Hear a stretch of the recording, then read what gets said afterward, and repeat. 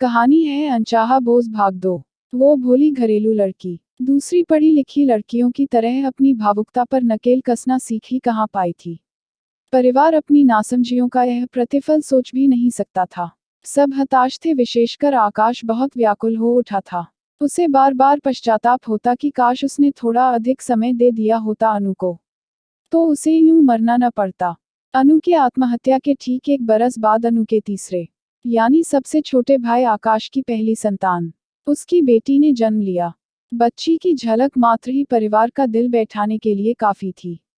जैसे मरकर भी अनु अपने प्यारे भाई आकाश से अलग रह नहीं सकी थी। और बरस भर बाद इतिहास को दोहराने चुपके से वापस अपने घर चली आई थी। बच्ची का जन्म घर में खासा मातम लेकर आया। अनु की भयावह मृत्यु का धुंधलाता दृश्य खुद को झाड़ पोंछ कर घर के हर सदस्य के दिल में सीना तानकर आ खड़ा हुआ। सब एक दूसरे से आंखें चुरा रहे थे। कभी दीवार पर टंगी अनु की माला चढ़ी तस्वीर को देखते, कभी दृष्टि चुराकर उस नवजात को। रूप रंग को लेकर समाज की खोखली मान्यताओं से जन्मी उपेक्षा ने मां आरिका की आंखों से बच्ची के लिए नैसर्गिक ममता को पीछे धकेल दिया था। आरिका की आंखों में अनु की असमय मृत्यु का आतंक उस नन्ही बच्ची के भविष्य के भय से जुड़ गया था, जिसे बच्ची के पिता आकाश हरमन ने सहज ही ताड़ लिया। स्त्रियां भी विचित्र ही होती हैं, खुद कैसी भी आड़ी तिरछी क्यों न हो, परंतु बहु बेटियों में रूप सौंदर्य की कमी उनके लिए घर में जैसे अमावस्या सा अंधकार ला पटकती है। कहीं न कहीं उसे संतोष ही हुआ था इस रूप में अनु के लौट आने का। वह इस बार अनु के अथाह प्यार के ऋण से उऋण होने का अवसर पा गया था, जैसे इस बच्ची को योग्य बनाकर माँ बाबूजी और सारे समाज द्वारा की गई उसकी उपेक्षा और उसके साथ हुई नाइंसाफी के पश्चाताप से मुक्ति पा जाने का यह रास्ता दिया था प्रकृति ने उसे। वह समझ गया और उसने आरिका के पास लेटी बच्ची को अपनी गोद में उठा लिया था। माँ बाबूजी को उनकी पहली पोती तथा पत्नी को उसकी पहली संतान की बधाई देकर माहौल को थोड़ा हल्का किया। आकाश अपने परिवार में सबसे अधिक पढ़ा लिखा था, प्रगतिशील विचारों से भरा युवा, आधुनिक होते समाज का हिस्सा, जो यह जानता था कि आने वाला कल स्त्री का भी होगा, जहां उसके रंग रूप से उसका जीवन प्रभावित नहीं होगा। इसलिए वही कर सकता था यह सब। इसलिए नहीं कि वह पुरुष था तो वही सोच सकता था।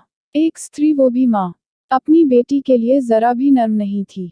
और एक पुरुष, भाई ही सही पर अपनी बहन की पीड़ा को समझ सका, अपने लिए उसके निस्वार्थ प्यार को समझ सका था, जिसका प्रतिफल न दे पाने का पश्चाताप बारीक सुई की नोक बनकर उसे भीतर तक कचोटता रहता। स्त्री अगर अनु के स्थान पर कोई और होती, जिसने समाज के घर के इस रूप से आजिज आकर यह कदम उठाया होता, तो संभवतः आकाश भी तटस्थ ही रहा होता। परंतु यह तो उसकी लाडली बहन अनु के साथ ही हुआ था न। इस समय उसकी तटस्थता उसके जीवन को निर्मूल ही कर सकती थी। आरिका ने बच्ची का रंग निखारने के लिए कौन सा उपाय नहीं किया, परंतु प्रकृति अभी मिलावटखोरी से बची हुई है। उसकी ईमानदारी सिद्ध करता बच्ची का पक्का रंग टस से मज नहीं हुआ। अपने पसंदीदा फुलकारी वाले जिस गुलाबी दुपट्टे को ओढ़कर अनु ने अपने मन में न जाने कितने सपने पोसे होंगे, उस भयावह रात उसी गुलाबी दुपट्टे से बंधकर लटकती हुई अनु की लंबी हो गई गर्दन, उसकी फटी हुई आंखें, उसके मुंह से लंबी होकर बाहर निकल आई सफेद जीभ, पंखे से लटकी उसकी काली मोटी सकल काया, रात को आंखें बंद करते ही अक्सर आरिका के आगे झूलने लगती और वो भयभीत हो अचानक चीख पड़ती। आकाश ने उसके अनकहे भय को भांप लिया था। इकलौती लाडली बहन को खो देने का दुख भूलने का तो प्रश्न ही कहाँ था। अभी तो आकाश उसकी आत्महत्या के कारण से ही समझौता नहीं कर पाया था। इस बच्ची ने उसके घर में जन्म लेकर तो जैसे उपकार ही किया था उस पर। उसकी आत्मा से अनु की तरकीन आत्महत्या का बोझ उतारने का उपकार। बचपन के वो दिन याद थे उसे, जब अनु सबको छोड़कर छोटे भैया कहती उसके पीछे दौड़ती रहती। आकाश के सिवा उसे किसी और का साथ बिल्कुल भी तो न सुहाता। माँ सारे बच्चों को खाने की चीजें बांटती तो अनु अपना हिस्सा भी आकाश को देने लगती। आकाश थोड़ा सा लेकर प्यार से उसे अपने पास बैठाकर बाकी उसे ही खिला देता। और वो आकाश से 6-7 बरस छोटी अनु खुश होकर उसके कंधों पर झूल जाती। और वह बात वो कैसे भूल सकता था, जब आकाश ट्यूशन जाने के लिए साइकिल की जिद कर रहा था और बाबूजी ने साफ मना कर दिया था। तो आकाश खूब दुखी हुआ था। तब नन्ही सी अनु ने अपने छितरे हुए बालों के पीछे छिपे कानों से अपनी छोटी छोटी बालियां उतारी और उसे देकर कहा था, छोटे भैया इसके बदले में पैसे मिलते हैं। हाँ हाँ सच्ची। एक दिन माँ ने बाबूजी को यही कहकर अपने कड़े दिए थे। सच्ची बता रही हूँ भैया, तुम साइकिल ले लेना इसके बदले वाले पैसों में। उस दिन आकाश ने अपनी उस मासूम बहन को अपने गले से लगा लिया था और वो नन्ही नन्ही बालियां उसके कानों में ही पहना दी थी, यह कह कर कि साइकिल मैं बाद में लूंगा। और फिर उसने माँ बाबूजी से कभी साइकिल की जिद नहीं की थी। एक बार जब वह अपनी इंजीनियरिंग के लिए हॉस्टल चला गया था तब अनु को बुखार आ गया था। तेज बुखार में वह बड़बड़ाती, छोटे भैया आ जाओ। जब दवाइयों से बुखार उतरा ही नहीं तो डॉक्टर ने उसके छोटे भैया को ही बुलाने की सलाह दी थी। आकाश को आना ही पड़ा था तभी बुखार उतरा था अनु का। फिर बोलकर गया कि वह हर हफ्ते उसे खत लिखेगा और पड़ोसी चौबे अंकल के फोन पर हर हफ्ते फोन भी करेगा उसे। तब कहीं वापस जा पाया था आकाश। कहाँ भूल पाया था अपनी पढ़ाई की जागती अनगिनत रातें, जिनमें छोटी सी अनु ने अपनी नींदें कुर्बान की थी उसका साथ देने के लिए। उसके पास चुपचाप बैठी गोल मटोल अनु पहले तो स्कूल की किताबें पढ़ती, जब थक जाती तो कभी चंदा मामा पढ़ती, कभी माँ द्वारा दिन में बीनने को दिए चावल ही बीनती रहती देर तक। भाई को नींद आती तो धाप धाप चलकर छोटी सी अनु उसके लिए झट से चाय ले आती, दो चार बातें बनाती, ना जाने कहाँ कहाँ के चुटकुले सुनाती, खूब हंसाती और उसे पुनः स्फूर्त कर देती। खाने में जब भी कुछ विशेष बनता सबसे ज्यादा उसके लिए ही ले आती। अपने जोड़े हुए पैसे उसे पिकनिक या शॉपिंग के लिए दे देती। उसका कमरा सबसे अच्छी तरह झाड़ती पोंछती, उसके लिए पिता तक से लड़ जाती। और भी न जाने कितनी बातें थीं जिन्हें चाहकर भी भूल ही नहीं सकता था वह। आकाश भी उसे असीम स्नेह करता। यूं भी किसी भाई को बहन के शारीरिक सौंदर्य से भला क्या सरोकार। उसे तो दिखाई देता है सिर्फ मन। जो गलतियां अनु के साथ हुई वो इस बच्ची के साथ हरगिज नहीं दोहराई जाएंगी, ऐसा निश्चय किया आकाश ने।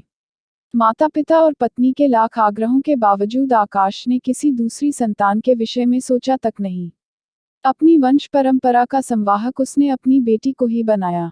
परिवार द्वारा दूसरी संतान के आग्रह पर वो हर बार यही तर्क देता कि माँ बाबूजी, अगर अनु भी आपकी इकलौती संतान होती तो क्या आप उसकी शिक्षा और व्यक्तित्व पर ध्यान नहीं देते? और अगर वो भी हम तीनों भाइयों की तरह बड़ी बड़ी कंपनियों की कमान संभाल रही होती तो क्या अपनी बुद्धि को एक तरफ रख अपने तन पर लिपा गाढ़ा काला रंग ही देखती रहती?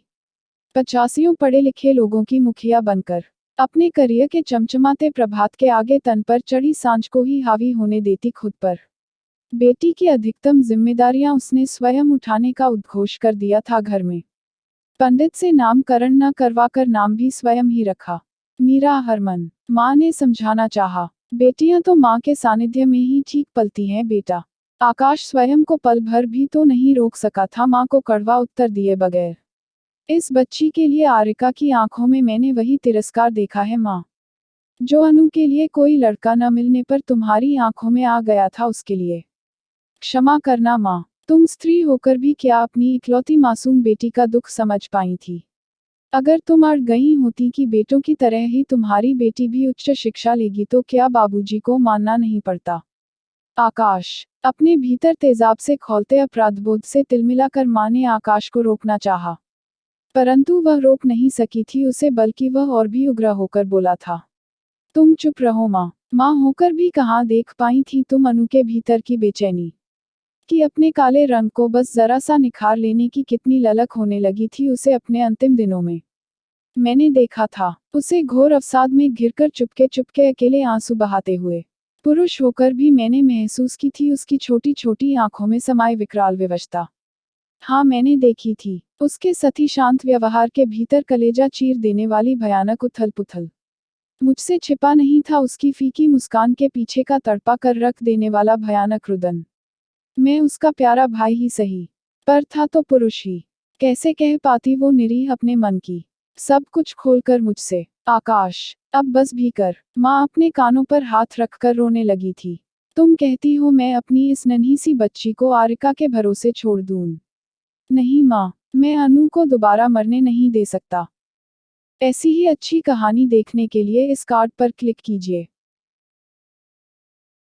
अगर आपको कहानी पसंद आए तो लाइक और शेयर कीजिए और चैनल को सब्सक्राइब करना मत भूलिए।